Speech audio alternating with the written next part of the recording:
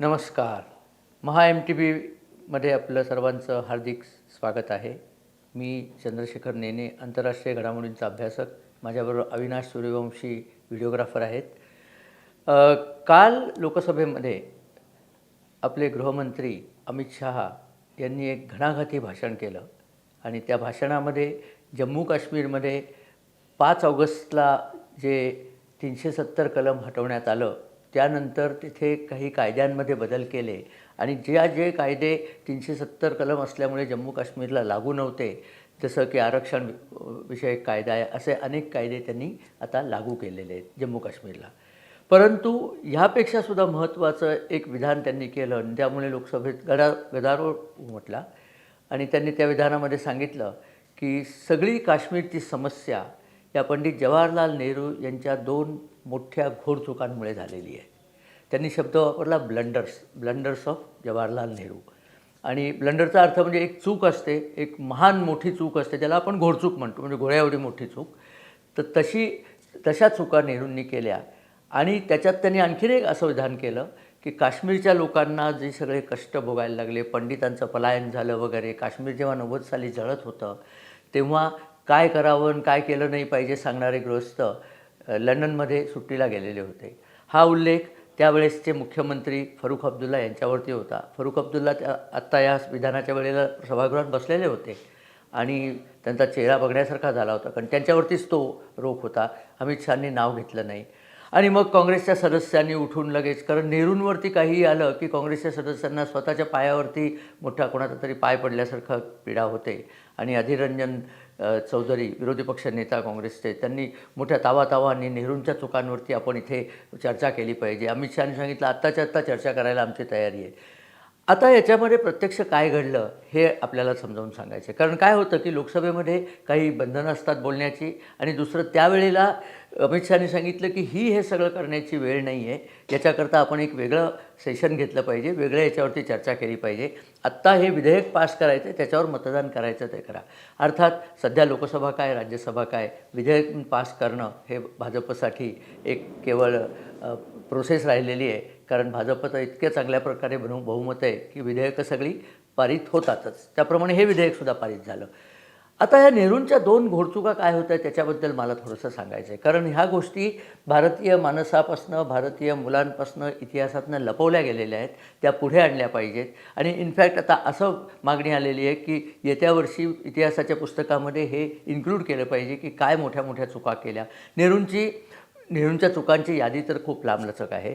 62ची त्यांची चूक तर आपल्याला सगळ्यांना माहितीच आहे. चीनवर आवास्तव विश्वास ठेवला, इतका विश्वास ठेवला की भारताला संयुक्त राष्ट्रसंघाच्या सुरक्षा परिषदेचं सन्माननीय कायम सदस्यत्व अमेरिका देऊ करत होती. अमेरिकेबरोबर युरोपचीही तीच इच्छा होती.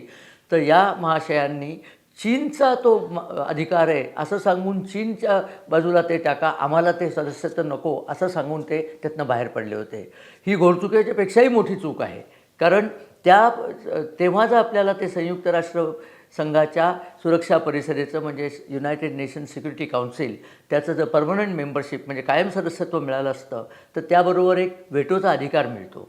पुढे जेव्हा काश्मीर प्रकरणावरती युनायटेड नेशननी आपल्या विरुद्ध भूमिका घेतल्या तेव्हा आपल्याकडे व्हेटो नसल्यामुळे आपल्याला रशियाची मनधरणी करायला लागली आणि रशियाने व्हेटो वापरून त्या UNच्या भूमिका रद्दबातल ठरवल्या होत्या. हे काहीच करायची गरज नव्हती. भारताकडे व्हेटो आला असता, भारत शक्तिशाली झाला असता. तेव्हा चीनची शक्ती आणि भारताची शक्ती समसमान होती.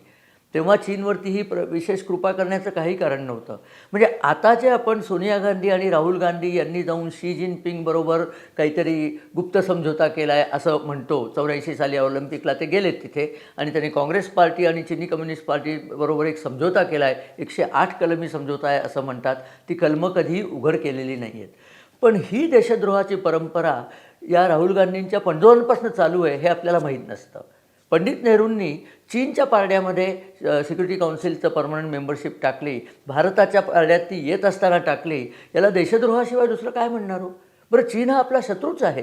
तेव्हा होता, आत्ता आहे, पुढेही कदाचित राहील. चीनवरती उपकार करायची नेहरूंना काहीच गरज नव्हती.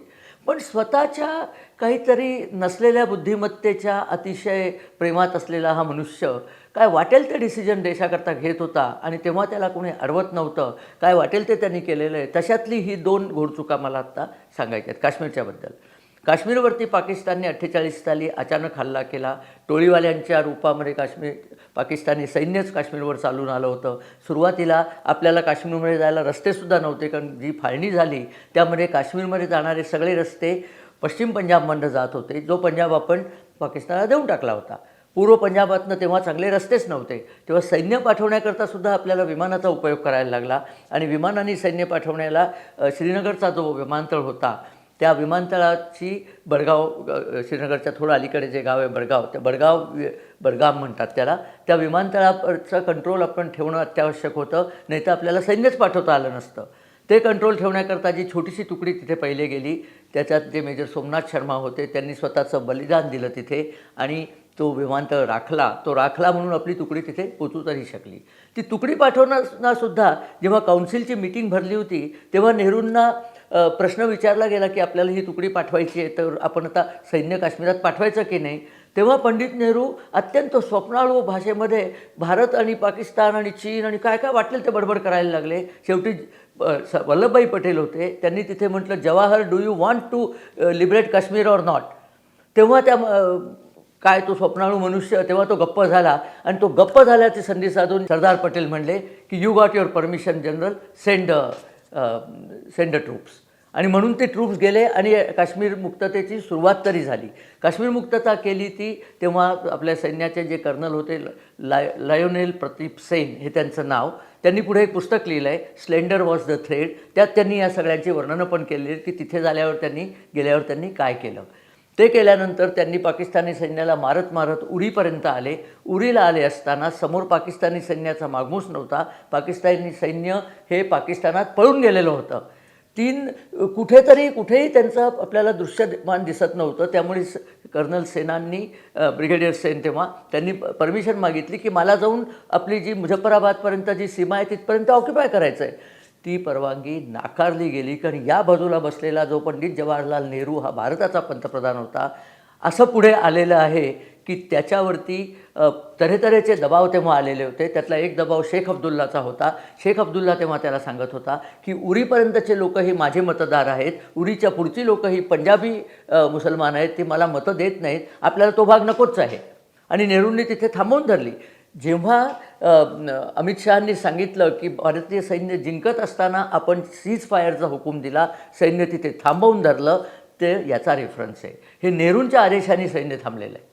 नेहरूंच्या आदेशाने सैन्य थांबलं, त्यामुळे आपण उरलेलं काश्मीर मुक्त करू शकलो नाही. त्यामुळे POK, ज्याला पाकिस्तान आझाद काश्मीर म्हणतं, तो भाग पाकिस्तानकडेच राहिला. तो तेव्हाच आपण घेऊ शकत होतो आणि घेतलाच असता, कारण पाकिस्तानी सैन्याचा मागमूच नव्हता. पाठीला पाय लावून पळून गेले होते सगळे. तर असं असताना सैन्याला थांबवून ती भूमी पाकिस्तानला दान देणारा मनुष्य दुसरा कुणी नसून पंडित जवाहरलाल नेहरू आहे. त्या माणसाची दुसरी घोडचूक, मी यांना चुका म्हणत नाही, मला तर वाटतं हे जाणून बुजूनच केलं असं माझं मत आहे. लोकांचं मत कदाचित वेगळं असेल, कारण कुठेतरी त्यांच्या मनात सुप्त होतं की पाकिस्तानबद्दल प्रेम त्यांच्या मनात वसत होतं, हे क्लिअर आहे. चीनबद्दलही हे शत्रूवर प्रेम करण्याची भिकारडी नीती त्यांनी आणलेली आहे, जी अजूनपर्यंत चालू आहे. हे आमचे राहुल गांधी महाशय नाही का, शी जिनपिंगच्या पायाला हात लावून आलेले आहेत. तर तो सगळा प्रकार बरं जाऊ दे. तर दुसरी घोडचूक ही युनोत न्यायची. ती घोडचूक का केली याचा उलगडा नंतर झाला. माउंटबॅटनची मुलगी, तिने एक पुस्तक लिहिलं आहे. त्या पुस्तकात तिने, माउंटबॅटन्स डॉटर हे त्या पुस्तकाचं नाव आहे, त्याच्यात तिने प्रसंग वर्णिलेला आहे की युनायटेड नेशनमध्ये भारताने जावं की नाही याच्याकरता जेव्हा चर्चा झाली तेव्हा एडविना माउंटबॅटन, पंडित नेहरूंवरती असामान्य प्रेम असणारी एक स्त्री, कदाचित नेहरूंचंही उलटं तिच्यावरती तितकंच मोठं प्रेम होतं, तिने त्यांना फोन केला की तुम्ही युनोत गेलं पाहिजे. आणि या माणसाने तिचा फोन घेतला आणि ऐकलं. युनोमध्ये गेलो आपण, काही कारण नव्हतं युनोत जायचं. बरं, युनोत गेले, त्याच्यातसुद्धा ज्या कलमाखाली जायला पाहिजे होते त्या कलमाखाली गेले नाहीत. कलम असं लावायला पाहिजे होतं की पाकिस्तान हा ॲग्रेसर आहे आणि त्यांनी आमच्या भूमीवरती आक्रमण केले. ती भूमी आमचीच होती, कारण काश्मीर महाराजांची ती सगळी भूमी होती. काश्मीर महाराजांनी सामीलनाम्यावर सही केलेली होती, त्यामुळे तो भारताचा भूभाग होता. हे करण्याचं सोडून त्यांनी दुसरंच एक कलम लावलं, ज्या कलमामुळे पाकिस्तान हा त्याच्यामधला एक पार्टी झाला त्या विवादामध्ये. पाकिस्तानचा पार्टी असण्याचा काहीच संबंध नव्हता. तुमच्या घरातली वस्तू कोणीतरी पळवून नेलं आणि तुम्ही कोर्टात जाऊन सांगितलं की आम्ही तो आणि सगळे मिळून याचा डिसिजन घेऊ, असा हा मूर्खासारखा प्रकार झाला होता. आणि ही दुसरी घोडचूक की युनोमध्ये गेले आणि हे असलं कलम घेऊन गेले आणि त्यानंतर जे काही झालं ते आपल्या समोर आहे. पुन्हा ते 370 कलम आपल्या गळ्यात घालून गेले जाताना. नशीब एवढं की त्याच्यामध्ये टेम्पररी हा शब्द होता, कारण काश्मीरची लोक अजूनही सांगतात की तुम्ही 370 कलम घालवलं ते आमच्यावरती आम्हाला तुम्ही वचन दिलं होतं की 370 काढणार नाहीत. आम्ही वचन काहीही दिलेलं नव्हतं. आम्ही वचन दिलं नसतं तर त्याच्यात टेम्पररी हा शब्दच घातला नसता. टेम्पररी शब्दाचाच अर्थ होता की हे कलम आत्ता पुरतं केलेलं आहे, त्यानंतर ते काढायचं आहे. त्या कलमाला काढावं म्हणून तेव्हाच्या जनसंघाचे अध्यक्ष श्यामाप्रसाद मुखर्जी त्यांचं बलिदान झालेलं आहे काश्मीरमध्ये, परंतु तरी ते कलम गेलं नाही. 70 वर्षांनी नरेंद्र मोदी सरकार यांनी अतिशय चातुर्याईने 5 ऑगस्टला ते कलम काढलं आणि एक देशावरचा कलंक नाहीसा झाला. आता जे करायचं आहे ते फक्त ते POK आणि गिलगिट बाल्टिस्तान आपली जी भूमी बळकावलेली आहे ती परत मिळवायची आहे. काश्मीरचा प्रश्न राहिला आहे तो फक्त एवढाच राहिला आहे. फरूक अब्दुल्लाला ते माहिती आहे पण त्याला बोलता येत नाही, कारण त्याचे सगळे इंटरेस्ट पुन्हा तिकडेच गुंतलेले आहेत. अब्दुल्ला काय, महबूबा मुफ्ती काय, पैसे काश्मीरातनं कमवायचे, गाणं पाकिस्तानचं गायचं. अरे पाकिस्तानचं गायचं तर जा ना तिकडे, तिथे भीक लागलेली आहे त्या देशाला. आता काश्मीरमधल्या लोकांनाही कळलेलं आहे की पाकिस्तानचं गाणं गाऊन चालत नाही, कारण पाकिस्तान हा भिकेला लागलेला देश आहे. आपण जर त्यांच्याकडे गेलो तर ते आपल्यालाही भिकारडे करतील. गिलगिट बाल्टिस्तान आणि POK मधले मुसलमान आता त्यांना भारतात यायचं आहे, कारण पाकिस्ताननी त्यांचीही वाट लावलेली आहे. पाकिस्तानचा अर्थ पंजाब, पश्चिम पंजाब आणि पाकिस्तान एक आहे. बाकी पाकिस्तानचे सगळे गुलाम आहेत. बलोच लोक त्यांच्याशी भांडत आहेत, सिंधी लोक त्यांच्याशी भांडत आहेत, अफगाण लोक, पठाण लोक त्यांच्याशी भांडत आहेत आणि काश्मीरमधलेही लोक त्यांच्याशी भांडत आहेत, कारण पंजाबला या सगळ्या कॉलनीज करायच्या आहेत. पश्चिम पंजाब जे पाकिस्तानचं रुलिंग एलिट आहे, जे पाकिस्तानचं ज्यांच्याकडे लष्करामध्ये सर्वात जास्ती भरती पश्चिम पंजाबमधल्या लोकांची आहे, त्यांनी बांगलादेशचं काय केलं आपल्याला माहिती आहे. पूर्व पाकिस्तान म्हटलं, त्या बंगाल्यांचं त्यांनी शोषण केलं म्हणून बंगाल्यांनी त्यांना हाकलून दिलं. आपण त्यांना अर्थातच तेव्हा मदत केली. आता बलुचिस्तानला त्यांना बलुचिस्तानची इच्छा आहे त्यांना हाकलून द्यावं. शेवटी हे सगळेजण पाकिस्तानच्या पंजाबला हाकलून देतील आणि पंजाब एक एवढंसं प्रांत, त्याला देश म्हणावं की नाही अशी सुद्धा भ्रांतच आहे, असा शिल्लक राहील. ही पुढची पावलं आपल्याला दिसत आहेत. पण आपल्याच इथले हे काँग्रेसनिष्ठ जे लोक आहेत, नेहरूनिष्ठ त्यांना मी म्हणतो, इतिहास वाचायचा नाही, काहीही बघायचं नाही, जे म्हणाले येईल ते भकत राहायचं, हा यांचा कार्यक्रम असतो. आणि देशाच्या करता काय करायला पाहिजे इकडे त्यांचं लक्षसुद्धा नसतं. या लोकांचा पण कावा आपण ओळखला पाहिजे.